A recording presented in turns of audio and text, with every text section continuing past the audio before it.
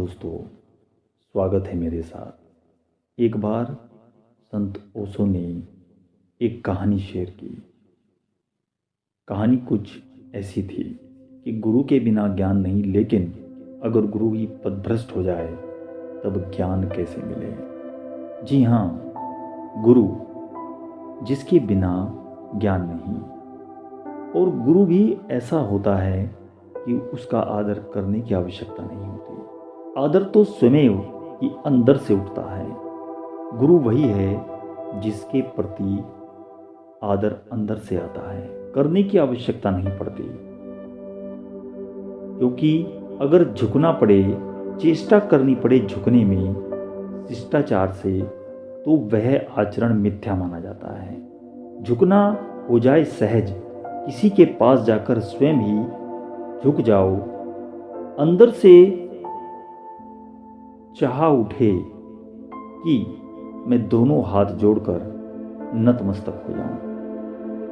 अगर रोकना भी चाहो तो रोक ना सको, तो गुरु तो ऐसे होते हैं। तो ऐसे गुरु जब ज्ञान में, ध्यान में आपकी मंजिलों के साथ रहते हैं तो रास्ता जरा आसान हो जाता है। लेकिन यहां पर कहानी कोई किसी आम गुरु की नहीं, महान गौतम बुद्ध की है। कैसे उनके शिष्यों ने एक बार देख लिया कि गौतम बुद्ध जरा मार्ग से भटक गए हैं, पथभ्रष्ट हो गए हैं, तो सब मिथ्या हो गया उनके लिए। शिष्य बहुत निराश हो गए। ऐसा हुआ कि बुद्ध ज्ञान को जब उपलब्ध हुए, उससे पहले उनके साथ 5 सन्यासी थे। वे पांचों तपस्वी थे, निराहार रहते थे, भूखे धूप में खड़े रहते थे, हठ योगी थे। बुद्ध के प्रति बड़ा आदर था, क्योंकि बुद्ध भी महा हठ योगी थे। कभी महीनों तक एक ही चावल के दाने पर जीते थे। बस रोज एक चावल का दाना, शरीर सूख कर हड्डियां हो गया था। उस समय की एक पिक्चर मिलती है, एक मूर्ति मिलती है, जिसमें कि बुद्ध की छाती की हड्डियां गिनी जा सकती है। पेट सिकुड़ करके पीठ से लग गया है, बस चमड़ी ही थी शरीर में, बस चमड़ी, मांस खो गया था।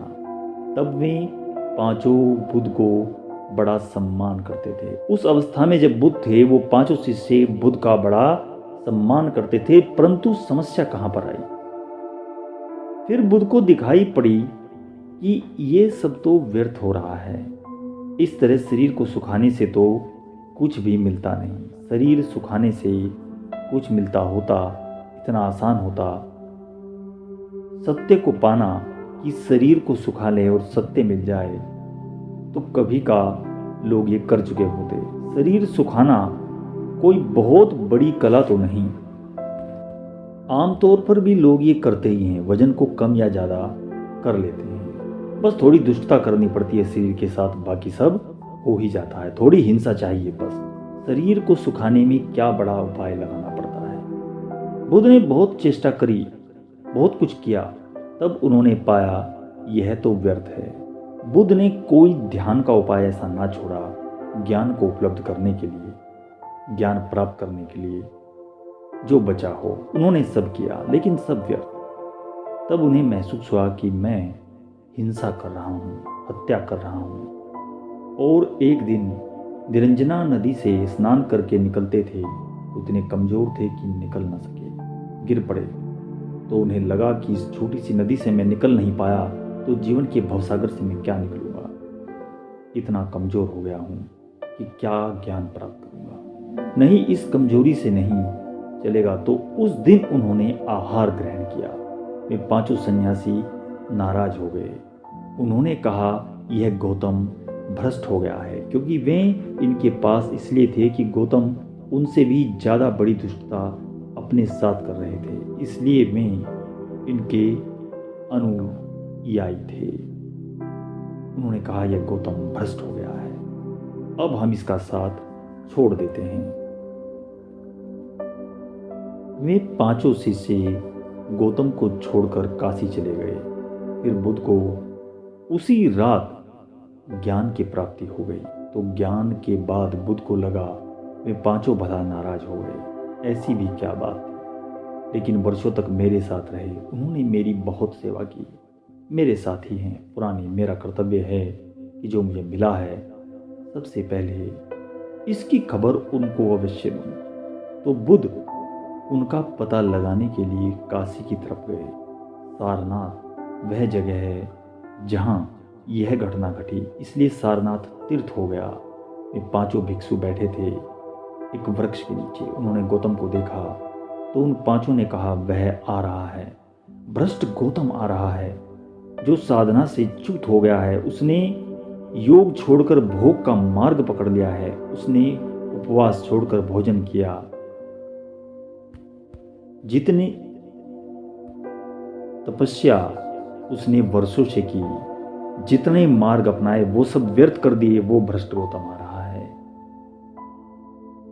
जिसका सब पुण्य नष्ट हो गया।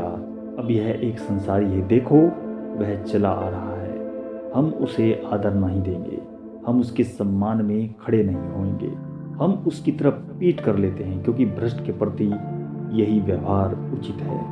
वे पांचों पीठ करके बैठ गए। गौतम उनके पास गए। जैसे जैसे गौतम पास आने लगे उन्हें बड़ी बेचैनी होती गई, महसूस होती गई। पीठ किए रहना मुश्किल हो गया। उनमें से एक ने मुंह फेर करके गौतम बुद्ध की तरफ देखा। फिर एक उठा और बुद्ध के चरणों में झुका कि मैं पांचों झुके। बुद्ध ने कहा कि तुमने अपना निर्णय क्यों बदल दिया? क्योंकि मैंने देखा कि तुमने पीठ कर ली मेरी तरफ, तो आखिर तुमने निर्णय चेंज क्यों किया? मैं समझा कि तुम मेरा अपमान करना चाहते हो, सम्मान देने की इच्छा नहीं है। ठीक है, लेकिन तुमने इतनी जल्दी बदला अपना व्यवहार। उन्होंने कहा, हम क्या करें, तुम दूसरे ही होकर आए हो। तुम इस पृथ्वी के मालूम नहीं पड़ते। आदर सहज फलित हो रहा है। जैसे नदियां सागर की तरफ बहती हैं, ऐसे हमारी आत्मा तुम्हारी तरफ बह रही है। तुम्हारे अंदर कोई जादू है, हमें खींच रहा है। गुरु को आदर देना नहीं पड़ता। गुरु वह है जिसके लिए आदर स्वतः ही पैदा होता है। स्वतः ही आदर की नदियां उसकी तरफ बहने लगती हैं। लेकिन कठिनाई है, यही कठिनाई जीवन में चेतन अचेतन के द्वंद्व को पैदा करती है। सभी माँ होने के योग्य नहीं होती। बच्चा पैदा करना एक बात है, वह तो पशु भी करते हैं। सभी बाप होने के योग्य नहीं होते। बच्चा पैदा करने में कौन सी ऐसी बड़ी कला जुटती है, कौन सी कुशलता है, प्रकृति तुम्हारा उपयोग कर लेती है। बस तुमने किया क्या? बाप होना अर्जित करना पड़ता है, माँ होना अर्जित करना पड़ता है। बच्चे पैदा करना बड़ी साधारण बात है।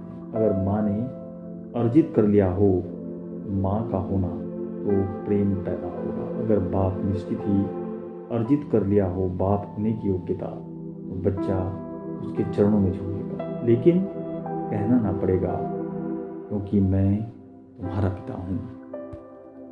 हमारी समस्या यही है, हम बच्चे को झुठला रहे हैं। उसको प्रेम नहीं, प्रेम को दिखाना पड़ता है, और प्रेम दिखाना पड़ेगा क्योंकि बच्चा कमज़ोर है। उसे बचना हो तो यह झूठ सीखना पड़ता है। हम बच्चे के सामने एक बड़ी द्वंद्व की स्थिति पैदा करते हैं। अगर ऐसे द्वंद्व से बचना है तो सहज होकर प्रेम में बहो, आदर में बहो, तो स्वतः ही सब सही होता जाता है। उसमें किसी अलग से सहारा देने की आवश्यकता नहीं होती। तो जीवन में सहजता की बड़ी आवश्यकता है। सिर्फ प्रबुद्ध पुरुष ही हैं जो ज्ञान को उपलब्ध हुए, जिसने अपने चेतन अचेतन की सीमाएं तोड़ डाली। और समाज बहुत तरह के झूठ सिखाता है, त्याग सिखाता है, अलग अलग बातें, बहुत सारी चीजें सिखाता है। जिसने ऐसी बातों का पूर्णतः त्याग कर दिया, जिसने अब जीवन की सहजता को, स्पॉन्टेनियस को अपना लिया, जो अब आकाश में उड़ते हुए बादलों की भांति सहज हो गया, झरनों की भांति सहज हो गया, फूलों की भांति सहज हो गया, जो पाखंड नहीं है, जिसकी हिपोक्रेसी खो गई, उसकी आवाज़ में भेद नहीं होता, उसकी आवाज़ में दो स्वर नहीं होते। तुम्हारी हर आवाज़ दोहरी होती है, दो आदमी बोलते हैं उसमें। तुम देखो, किसी को जीवन में सफलता मिल गई है, तब तुम फूल मालाएं लेकर उसके गले में डालने जाते हो, लेकिन फूल मालाओं में ईर्ष्या छिपी होती है कि ये फूल मालाएं मेरे गले में भी आ सकती थी, किसी और के गले में पड़ रही है। तुम फूल माला डाल रहे हो, वो केवल एक शिष्टाचार है, उसमें कोई भी ऐसा आदर नहीं है, कोई ऐसी श्रद्धा नहीं है जो अंदर से उठ रही है, बस एक शिष्टाचार है। इसने ये पाया है तो मालाएं बनती हैं। ये एक अलग बात है, अगर जीवन में कोई हारता है तो हम उसे बड़ी सांत्वना देते हैं, लेकिन अंदर ही अंदर कि वो हार गया है इसकी खुशी व्यक्त करते हैं, प्रसन्न होते हैं कि कम से कम